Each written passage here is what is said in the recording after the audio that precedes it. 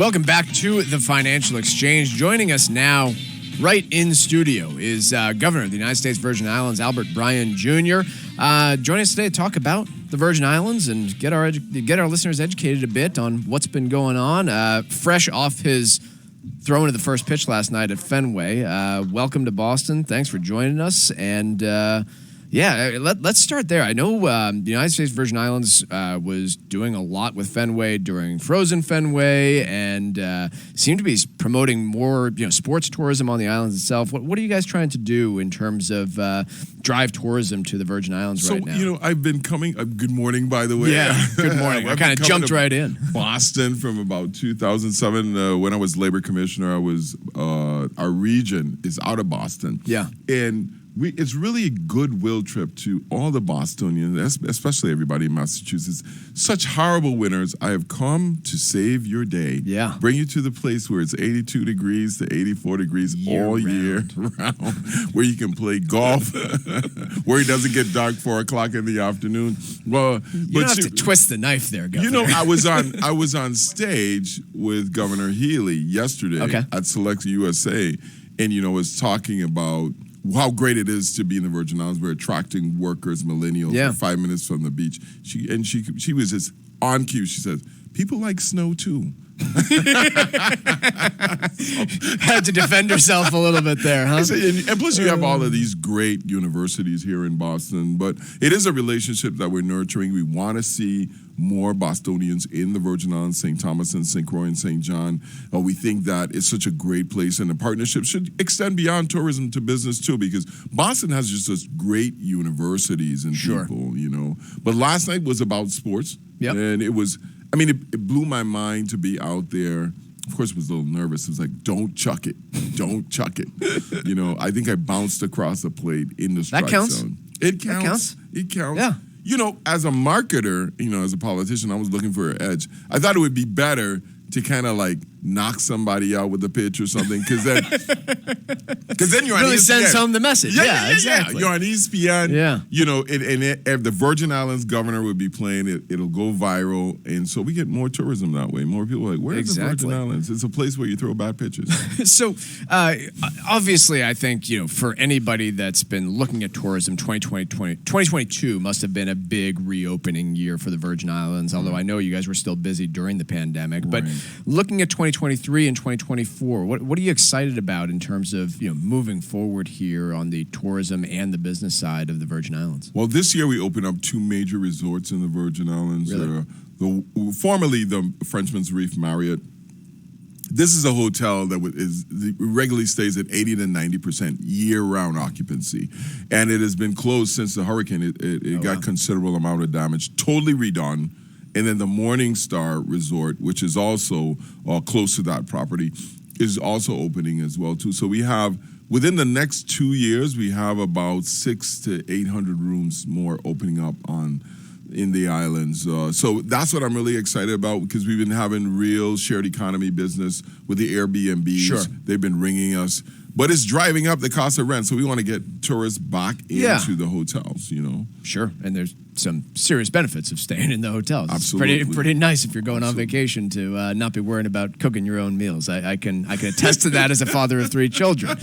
Governor, look, everybody knows of the Virgin Islands as a fantastic tourist destination. Can you talk a little bit about the business opportunities down there? So, obviously, hotel owners are seeing a surge right now, but what kind of businesses, what industries are you seeing take advantage of business in the United States Virgin Islands? And then maybe we can touch on the incentives for businesses to locate in the Virgin Islands. So our marine economy is really blowing up right now. A lot of people are coming now. We have 3 boat shows, 3 yacht shows that we're doing for the charter yacht business. We're just adding another one.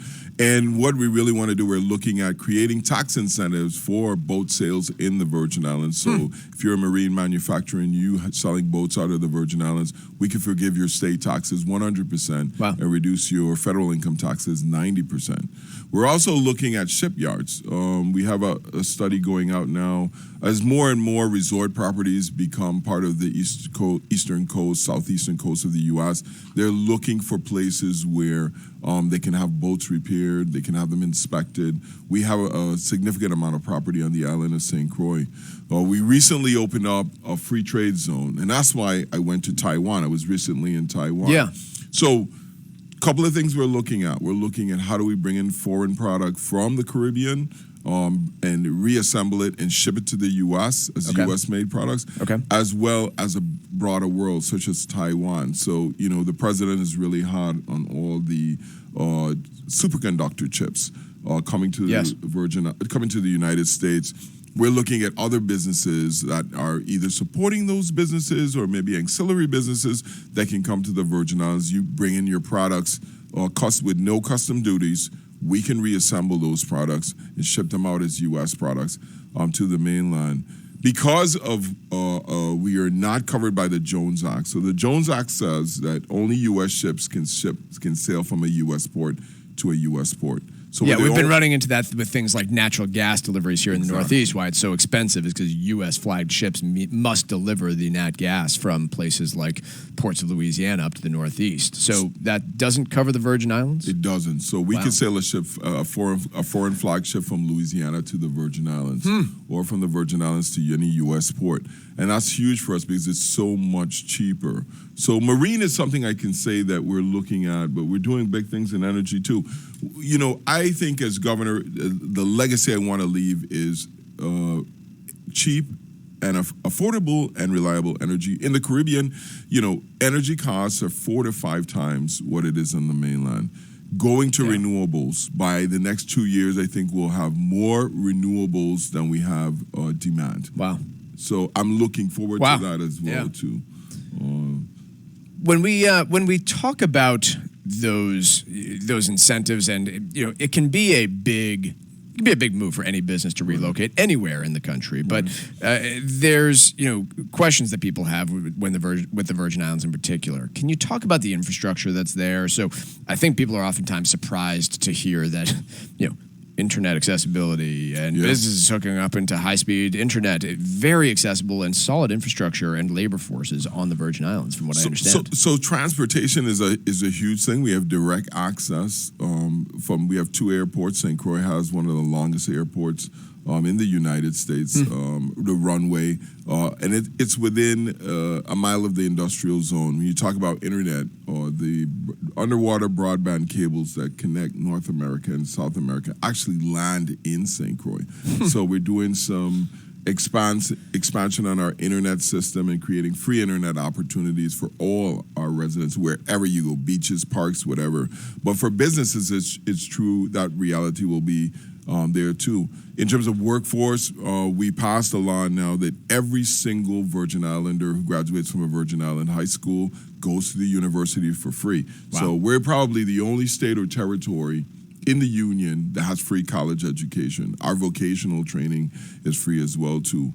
We're doing a $12 billion transformation, and $12 billion is a lot of money, but when you think about $12 billion for 100,000 people, it's an enormous amount of money. So we're looking for people to build housing, hospitals, schools, ports, sewage systems, water systems. All of it is being redone as a result of the storms that hit the last time. And it's going to take us a while to do it because we're constantly demanding workforce. We have so much projects out now that people are not bidding on stuff anymore. It's like, so we need contractors to come and start to look at how do we get stuff done a lot faster. The opportunities available on the Virgin Islands, whether it's from a tourism perspective or from a business perspective, truly do seem really boundless and really, really exciting for the future.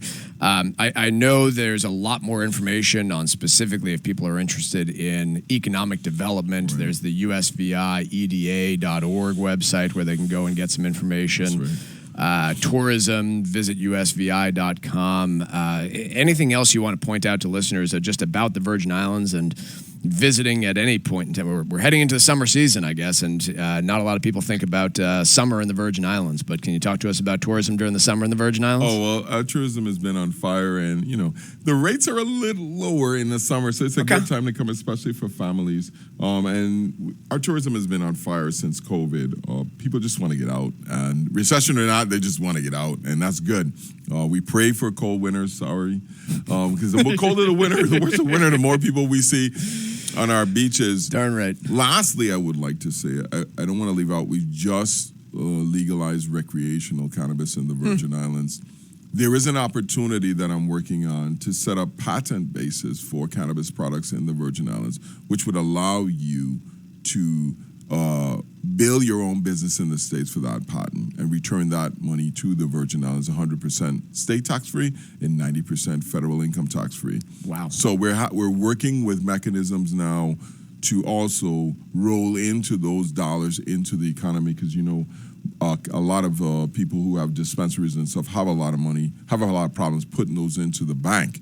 So we're figuring out solutions to work with the cannabis industry and hope that as we build ours, we can get people there doing the research to put patents on topicals, ointments, flower itself, strains, and be able to return some of that money tax-free to the Virgin Islands, as well as we can benefit from that in the global economy of cannabis.